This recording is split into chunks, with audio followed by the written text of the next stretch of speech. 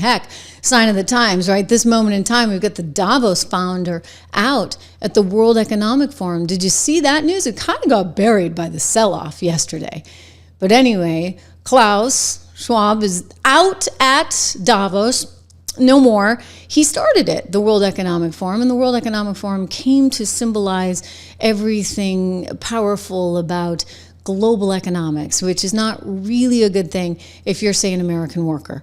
It was all about free trade, which, don't get me wrong, I'm not completely anti-free trade, and we can talk about the tariffs, et cetera. I think that Donald Trump is going to be working towards getting better trade agreements, including, hey, Vietnam coming out and saying, we'll do 0% tariffs. He's like, okay, let's, come to the table, let's talk. I think you need more fair trade, if you would, and trade that makes sense, right? Because we don't necessarily want to be making our socks and underwear. We want high-tech manufacturing. And so, hey, if Vietnam's willing to make the socks and underwear and they're going to do 0% tariffs, maybe something like that works. Anyway, he's taking this on in ways that basically make Davos, I would imagine, very, very, very nervous. And the stock market, let's face it, I think the market was expecting one thing, they got something different, and so it's all going to shake out. But I think it's fascinating, and there's an investigation into their practices, their hiring practices and how they treated employees, and the guy who runs the whole thing, I mean, of course, he's like 86 years old anyway, he is now done. And I think it's very, very, very interesting timing. Mr. Schwab stepping aside, Klaus Schwab stepping aside as the forum's chair. This thing was so darn hypocritical, really, really hypocritical. I remember I was supposed to be there one year, and I was at Bloomberg as a reporter at the time, and Bloomberg was like freaking out. They were like, well, you can't go. And I'm like, what do you mean I can't go? I'm supposed to go. Like contractually, actually, I was supposed to go. I'm like, I'm planning on it, blah, blah, blah. What do you mean I can't go? Well, you can't go because we don't have the right passes for you. And I'm like, what do you mean passes? I mean, I'm going there to interview Tom, Dick, and Harry, right? Like, this is my job. And they're like, no. You can't get into the right venues because you have to have a certain color on your pass. Like, there's orange, and there's purple, and there's gold, and there's this, that, and the other. And we can't get the right level pass. And so you won't be able to go to the best parties and this and that. And I'm like, what do you, and so it was explained to me, you see. And I believe that year it was something about effectively, the importance of diversity and the importance of bringing everybody along, et cetera. And so there's a certain irony built into all of this. The fact that you had to wear a badge right on you, basically as a status check. And they were like, it wouldn't be appropriate for our Bloomberg reporter to be there without the fanciest badge. And I'm like, wow, you guys are way overthinking this. And, this is Davos, though. That's what it was. And so now he's stepping aside. And maybe there's a chance, I don't know, for maybe the organization to do some good. Probably not. Probably not. It's like Disney, right? Like Disney's gone too far down that path. Probably not. And so they'll just continue gathering and continue to be, dare I say, now irrelevant. I mean, they've been irrelevant for some time. Now he's stepping down amidst that irrelevance, and they can go over there and maybe get some people to pay a lot of money for certain badges that they only hand out quite sparingly, apparently, and the world moves on. The world moves on with America becoming a more powerful economy. Now, it's not going to happen overnight. And Trump doesn't have a lot of time, let's be honest, right before midterms. Right now, he's got the wind at his back. We've got a good jobs report today. Last few inflation reports have been pretty decent. You've got expectations coming down in the bond market. Inflation is coming down in terms of interest rates. So all of this bodes well. But still, I'm telling you, if he doesn't have things kind of lined up 2 years from now when it comes to midterms, it could be a little bit dicey. I mean, hey, you might get Klaus out of retirement. Hopefully not. Anyway, it's good news. Davos founder is going bye-bye. Hey, speaking of good news, I don't know if any of you, I mentioned this the other day or planning on doing this, but I'd love to have you down in Savannah, Georgia, because I'm going to be speaking there in Savannah, Georgia at our annual Freedom Fighters Summit with my friends at Job Creators Network.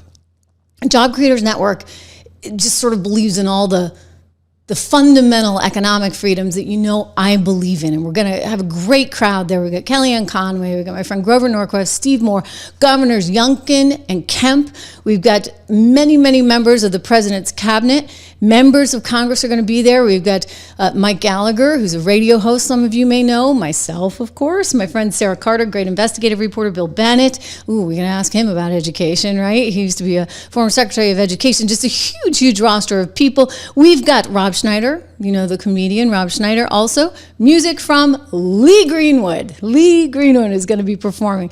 And, of course, there's lots of opportunities to tour Savannah, which is a really nice place, and go golfing. So it's a one-of-a-kind private event.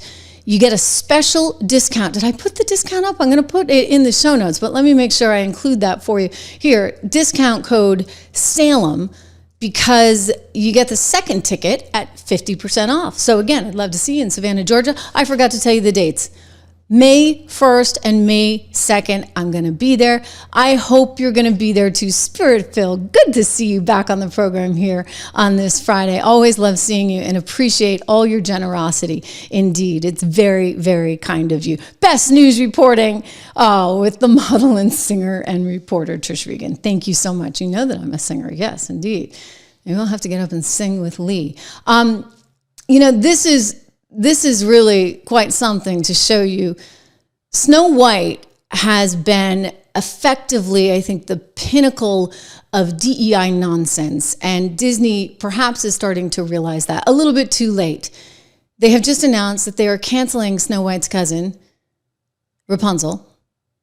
They were going to do this whole remake of Tangled, which is based on the Rapunzel, Rapunzel, let down your hair story. So they were going to do this live action remake, and they just announced, well, technically they're saying they're putting it on the pause button, but I think it's kind of canceled. You know why? Because finally, maybe leadership is realizing over at Disney that you can't just keep recycling all these old shows and then just wokeify them, right? Okay, we're going to put a Colombian actress in as Snow White, and we think it's suddenly going to be better. And we're going to not have dwarves because maybe we're going to offend the dwarves. Well, believe me, you really did offend the dwarves by not having any. Disney's Snow White is now on pace to lose $115 million, you guys, all right? So this is a disaster. It made like $43 million at the box office here in the US, and then it made like 100 and something overseas. But the reality is, when it's all said and done, it's coming up short, 115 million. And by the way, this includes the merch, okay? So all the merchandise and everything. These are projections from Disney reported there in the New York Post. So I think they're like, okay, maybe we just need to think about this a little bit more. Maybe we don't want to just have another sequel and hope for the best and wokeify it in some way, because just look at what we lost on none other than Rachel Zegler. I mean, she's a special brute in and of herself, is she not, right? And that actually probably contributed to some of this loss. I would also just say that the film was bad. Like, it was bad, all right? I have a pretty high tolerance for a lot of stuff. And, I like musicals, but this was bad. I mean, the music was bad. The actors were bad. The script was bad. And I just found out that Greta Gerwig actually wrote part of this. This is the woman that wrote Barbie, and she wrote, a few other woke things along the way. And it's like, of course. Well, she's just really not that good at her job. She didn't get a title credit. They gave it to somebody else, which if I'm Greta, I'm like, phew, thank God. I really don't want my name on that thing. It was awful. Okay. And the director is probably pretty sad. He's got his son out tweeting that it's all Rachel's fault. It's partly her fault, but it's also the fault of the institution that chose to do this woke remake and focus too much on the formula instead of the passion for creation. And I think that's what Disney has really, really lost. They're also up against it, of course. As you know, we've reported here recently, the FCC announced an investigation into DEI discrimination that is happening there at Disney. You go back to New York and you see Letitia saying, we can have all the DEI we want. It's actually not legal, right? It's not legal. It's a form of discrimination. That's all it is. And constitutionally, it's not legal. She's not a very good lawyer. I don't think she went to very good schools.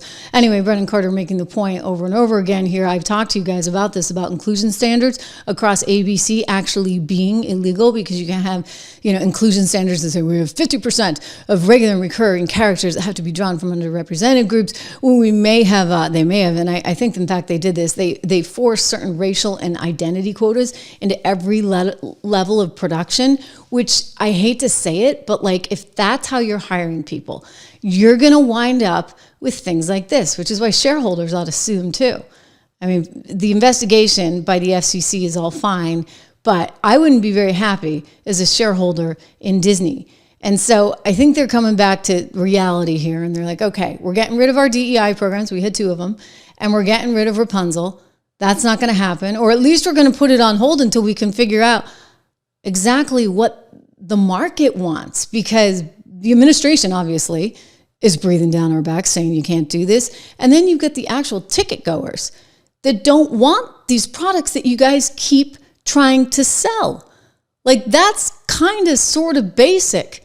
We've talked about Disney over at 76 Research, 76 portfolios. We do not hold it in any of our portfolios, all of which have beaten the S&P recently, but I encourage you to go and take a look. I know a lot of people are looking at the market and saying, oh my gosh, oh my gosh, oh my gosh. If we can help you in some way, we do have 3 portfolios. The Income Builder is one that includes a lot of those dividend stocks and a lot of those protection stocks that you may be seeking if you have a short time horizon versus, say, American Resilience, which is more focused on some of the tech plays that will really, in my estimation, pay off in a few years. So take a look at all of this there at 76 portfolios, 76portfolios.com, or you can go to 76research.com. Just use my code dollar, and you'll get the reporting, I mean, the 76 report for free. Forgive me, for $1. What am I saying? Oh, it's Friday.